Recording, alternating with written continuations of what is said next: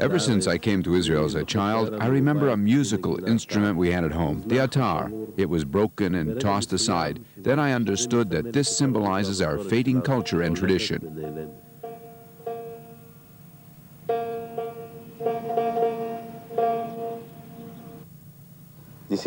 I tried to fix it. I did everything. I wanted it to play. I wanted to hear it, but nothing worked. The traditions of the Caucasus Jews have been passed down over the generations. Legend tells us of 10 tribes exiled by the king of Assyria.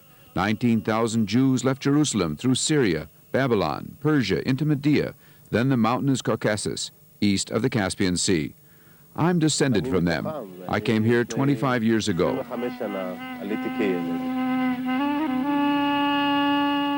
At first, when we came to Israel, I dreamed of returning to the Caucasus one day and bringing all our Jews to Israel. In 1992, I was sent to Azerbaijan as the Israeli consul. The most exciting part for me was going to our old home, seeing my room. All the associations and childhood memories rose up to greet me, voices of my family, friends and neighbors. The smell of the special cuisine, the music, images from my childhood, as if I'd never left this place. The man who bought our house is a Muslim, but he spoke our language, the language of the Jews. He told me, "Jacob, I didn't even touch, out of respect to the family. To preserve our house, he didn't change one thing, not even the paint." I was shocked to see how my dream was coming true.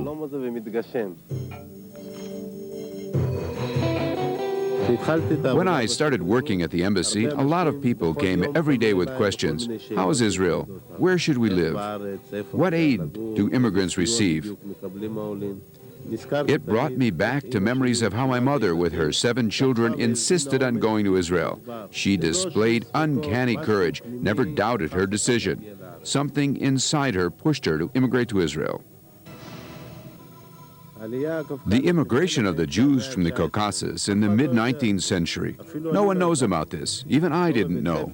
Not in school, not anywhere else. Nobody's interested. The unique language, the customs, the culture, they were among the first to populate the country.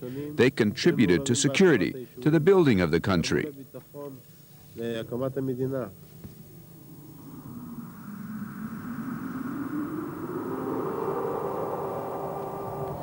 In the 1920s, Caucasus Jews established Kfar Baruch. The land was harsh, but they were determined to start their own farm. Their children were born here. They lived, fought, and died here. They were buried in this cemetery.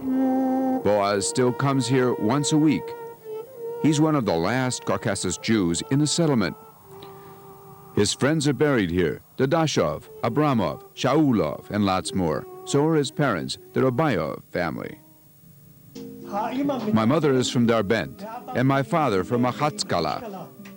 Makhatskala? Yes.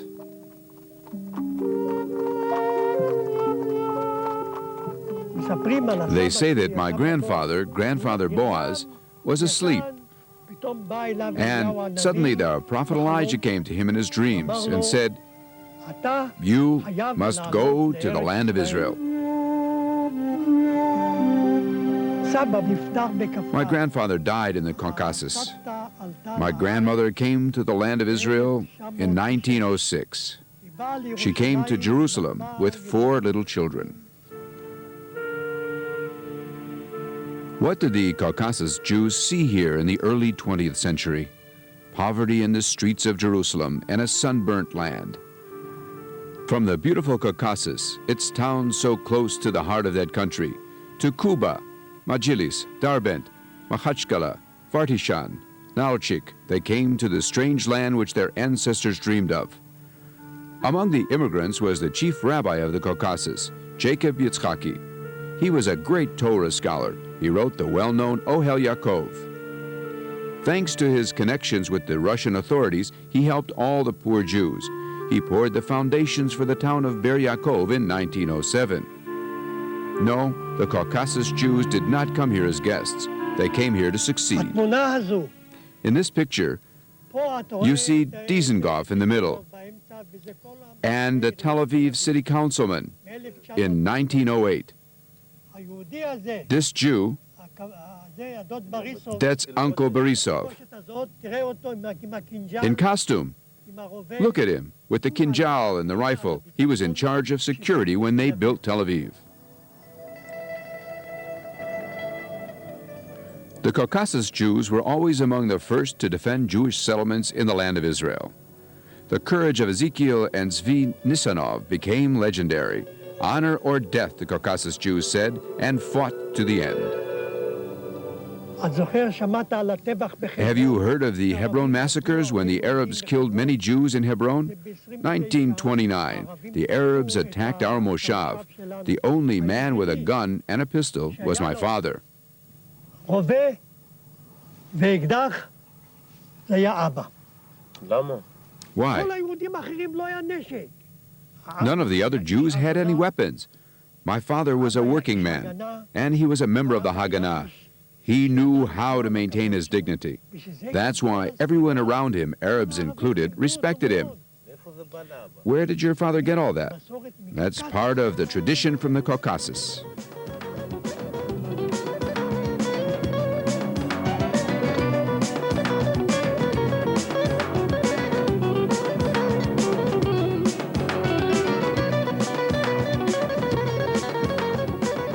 זה תמונה... This is a picture from 1944. 44. Is this you? Yeah, that's me. אני הייתי שומר שדות. I was a ranger guarding the fields of this whole valley. There were three of us, rangers, Giora Zaid, Oded Yanai, and myself. When I used to walk around at night, I'd dress up like that so I wouldn't be recognized as a Jew, and no one could tell if I was a Jew or an Arab or anything else. Also, I knew how to respect others. I got that from my father. That you learn at home. At home, at home, at home, at home.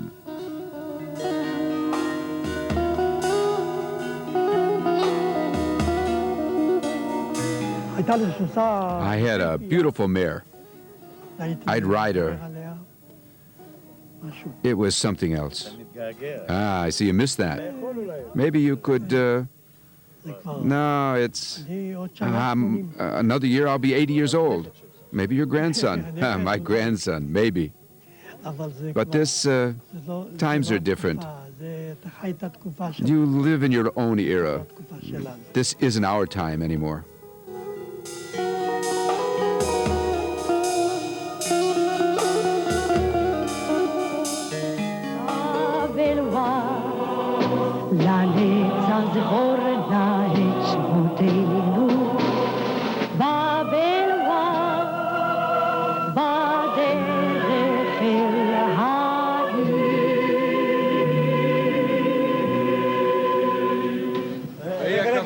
Wait, what are you saying? Have you heard of Yafa Yarkoni? She's Caucasian.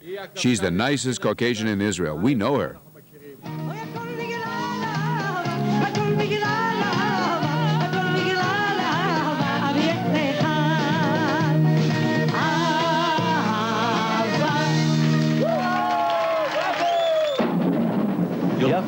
Yafa, you told me that your maid once asked you, Yafa, you're going to the tavern, that Middle Eastern show. What has it got to do with you? Not just her. Everyone asks, why would you go to that show? I tell them, what do you mean? I'm not Ashkenazi anyway. I don't know. What, you didn't know? I'm Caucasian. I grew up in a Caucasian environment. Today, when I perform before Caucasian families, they come up to me after the show and invite me to their homes. A few families together, and apparently every one of them is somehow related to me. הם מתאספים אז משפחות אחדות, ומסתבר שכל אחד מהם הוא קרוב משפחה שלי באיזו דרך שהיא. When Caucasians get together, the women sit around on chairs with sadness in their eyes, some tiredness, but such warmth. You feel like you want to go up to each one of them and rest your head on their shoulder. I'd say a bit like the Zorba woman that you see in the movies. When you look in their eyes, the eyes say everything.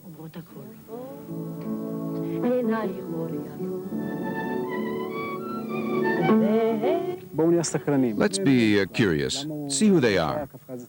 Why does a Caucasian woman wear a scarf? Why is she dressed the way she's dressed? If you look at it with curiosity, you can definitely relate to that. If people talk about ethnic groups and ask about my origins, I don't think twice. I say immediately, no, I didn't come from Russia or the former Soviet Union. I'm from the Caucasus.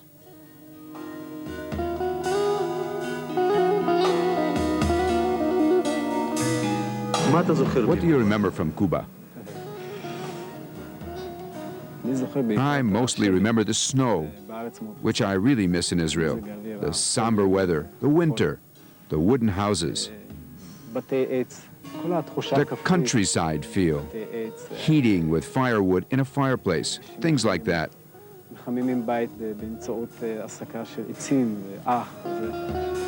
Cuba, to me, was a very pastoral place. I was there on the 7th day of Passover. I went into the synagogue and we prayed. There they speak Caucasian and pray in Hebrew, and the Caucasian accent is a bit, makes it thicker, not exactly warping, but gives it a whole different way of praying somehow. It's something unique.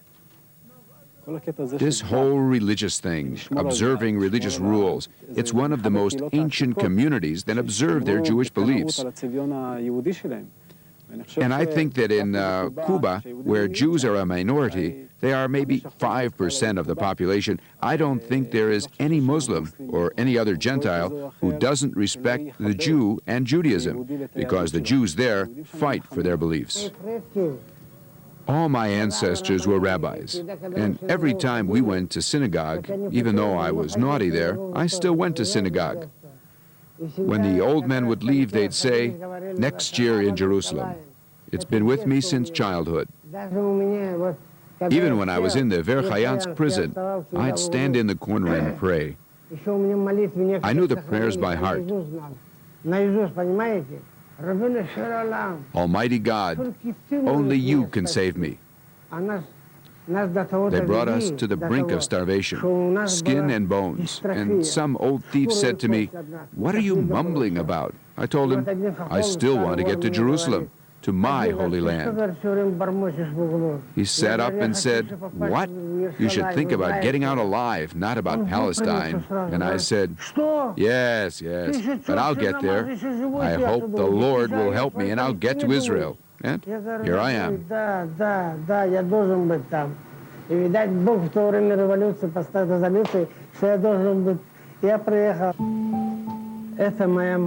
This is my mother. She died young, in 1945. This is my father, and this is me, 1 year old. My brothers, Yerucham, Mashiach, Chanukah, Benjamin, Levi, Alexander, our names are from the Bible.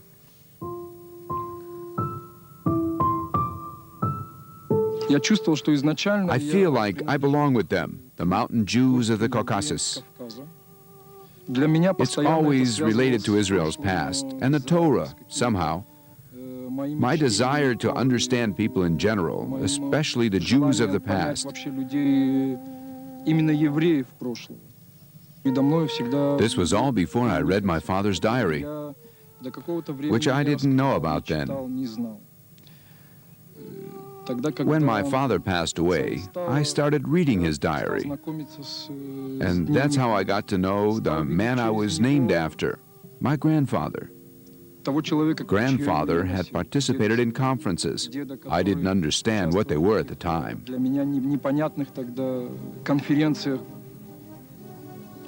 These conferences were the Basel conferences. The bearded Jews of the Caucasus, with their traditional outfits and their kinjals, participated in these conferences. Herzl believed that Jews like these could build a country, defend it, and work the land. But in 1920, the Bolsheviks annexed the Caucasus to Russia. Immigration to the land of Israel came to a halt, and anyone who hadn't already left was stuck in Russia until the 1970s, when the Iron Curtain began to collapse and new waves of immigration began. I didn't know all that. Thanks to the photographs, I was able to see it through an artist's eyes. Mark Abayev is a Jewish painter. The Caucasus region is in his blood and soul. Black and white photos from the previous century, the harsh, amazingly beautiful nature, and the people in it. These make up his world, his photos, his old men and women.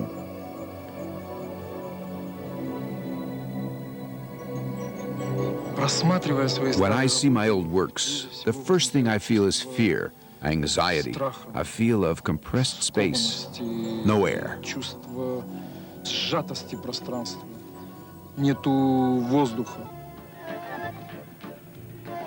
Luda is Mark's wife. Theirs was an arranged marriage. Jews from the Caucasus don't just meet each other on the street.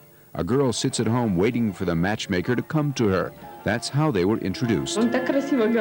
He spoke so beautifully that in 2 hours I agreed to everything.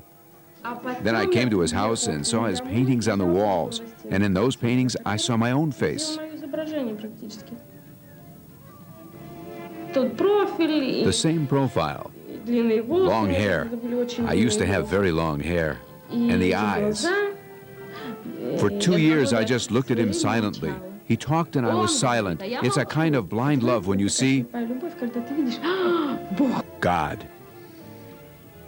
Today, he paints completely different things. His paintings are full of sunshine and love.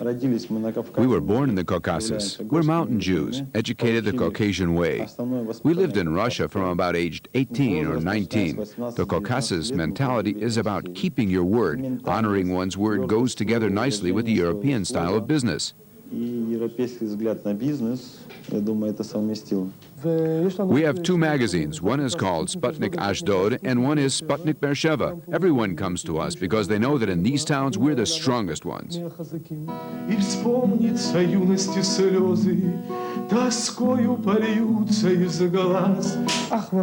Only because of the money. This whole story is because I was a film and theater director. A man must support his family. My father, when he came to Israel a year after me in order to help me, we were walking one day and he said, "Son, go and learn a profession. I'll support the family." So he went to work in a nursery and did all sorts of odd jobs. I passed by his workplace once. I saw him out there in the heat at high noon. The sun was so bright there wasn't even a shadow. I got out of the car and took everything from him and said, "That's it, stop, enough." If only we had music. What should I dance for you? We came to Israel in 1991. I brought modern dance to Dagestan. In the past 10 years, I've worked in a school for gifted children. We had 250 music students and 250 dance students.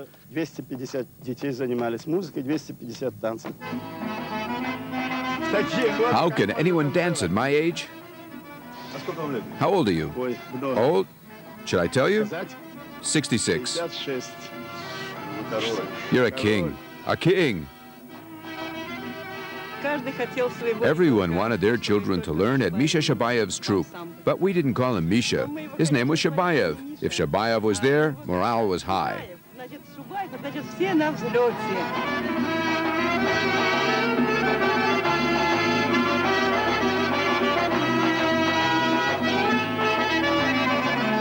I'd like to create a dance saying, "We're here, in the Holy Land."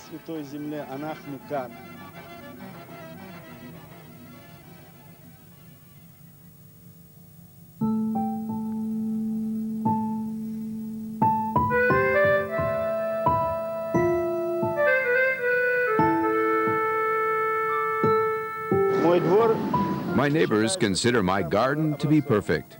And why? Because I have a lot of spare time. Sure, if I had a troupe, I wouldn't work in the garden.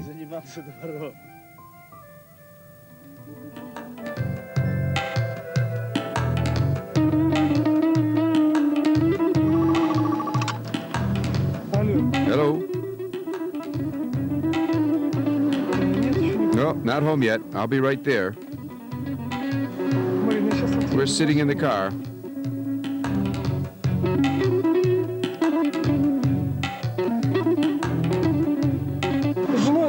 We met completely by accident. We were at their show, Lezginka, because our fathers are good friends.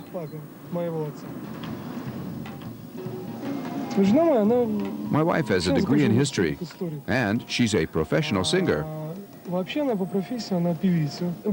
it's not too hard, could you sing me a song from where you're sitting? Is it possible? Yeah, I can. Please.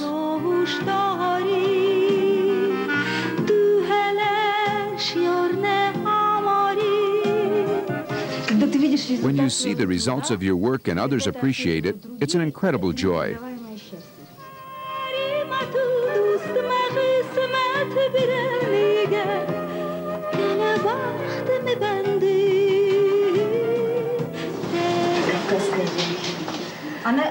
A Caucasian woman, first of all, is hospitable.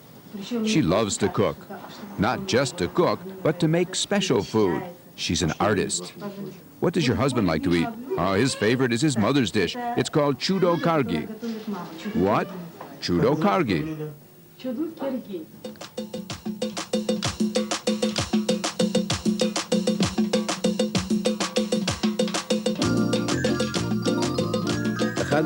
One of our most prominent virtues is hospitality. Whenever there are guests, we prepare a meal. Financial conditions are irrelevant. You must be hospitable.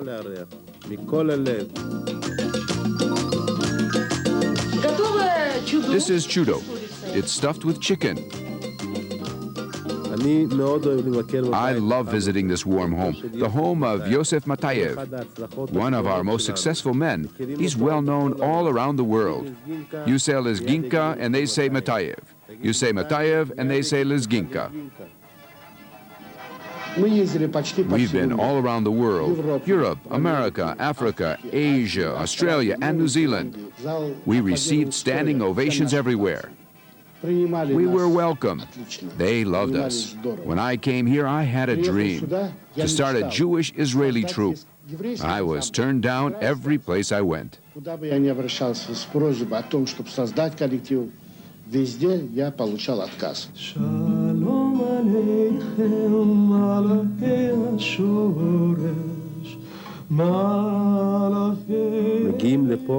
Talented people come here, but on the other hand, people are often disinterested, lacking understanding, and not always obliging. Happily, Yosef Matayev eventually received the support he needed and is now forming his own dance troupe.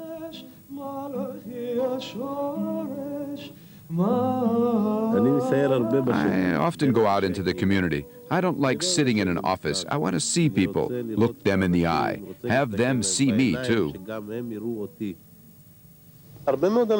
Many people came here because of me. They took their first steps because of me, and I thought that was good, that they'd come here and be okay. But unfortunately, that isn't always the way it turned out. They have problems with employment, housing, education. Sometimes people just get lost. There are great difficulties in many areas, and I can't watch that. The most important thing is the children. We don't want our children to go out on the streets. We want them doing something serious. In the Caucasus, children learn their traditions at home. Formal education was at school. The parents were less involved. Just like you, when I was your age, I came to Israel, maybe a bit younger, from Darbent. Yeah. I speak Caucasian. Anyone want to speak with me? That's how children open up, with a smile. We initiated the Wonder Project for them, to improve students' achievements by improving their self-esteem, by involving them in social activities and other things they love to do. Sasha Matatov is our coordinator. Not to do the menial labor we do nowadays. Here in Israel, Caucasians work in cleaning, in every menial non-professional job there is. I only took my matriculation exams after my military service. I could have done them before the military if, like you, I'd had someone to help me. After the army with a diploma, I felt like doors were opening. In the Caucasus, higher education did not determine social status. It was more important to support your family and bring home money. The decision to move ahead is yours. These children will have all the tools to cope with and fit into Israeli society. When I look at you, I remember myself. Now I'm like a small Caucasian boy. I want the kids to feel Israeli in every sense, and that's what's happening already. With that, they should know that they have a great advantage because they have the ancient Caucasus culture and tradition. Surrounded by the Caucasus Mountains, inaccessible in the snow and rain, the mountain Jews kept to themselves for centuries. They did not mingle with strangers or mix with other nations. They were like their neighbors in costume and cuisine, but kept their religion and tradition intact, despite the wars. They used weapons to fight efforts to convert them to Islam. Prominent Jewish symbols are evident in the handmade carpets. This tradition was passed down from generation to generation. In his youth, my father, Motashe Hizgilov, studied to be a rabbi in the school of the mountain Jews. He knew how to hypnotize people and probably practiced the Kabbalah. For 18 years, he ran a carpet factory. The family tradition led Tanya to carpets.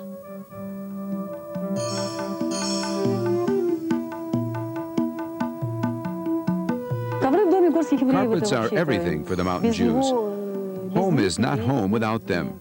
They are warm and colorful. A house is empty without carpets. A house may not have any furniture, but it must have carpets.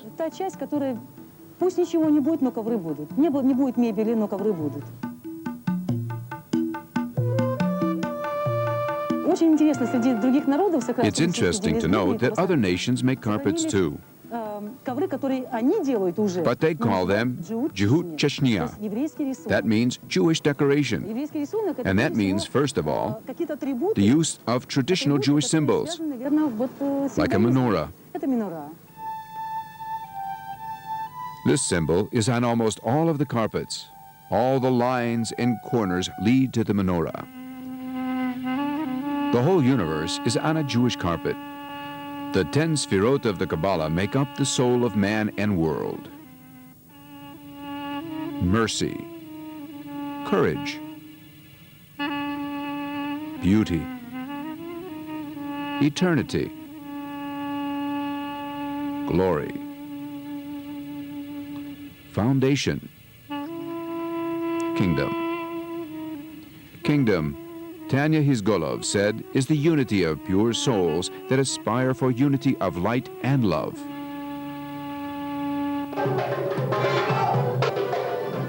Beersheba, a crowded, stuffy hall, another proof that the traditions of the mountain Jews will never disappear. The children's mother tongue may be Hebrew, but they still dance Caucasian dances. I'm here. I came to Israel. I'm Israeli. But we mustn't forget I'm also a Caucasian. An announcement is made that a Caucasian dance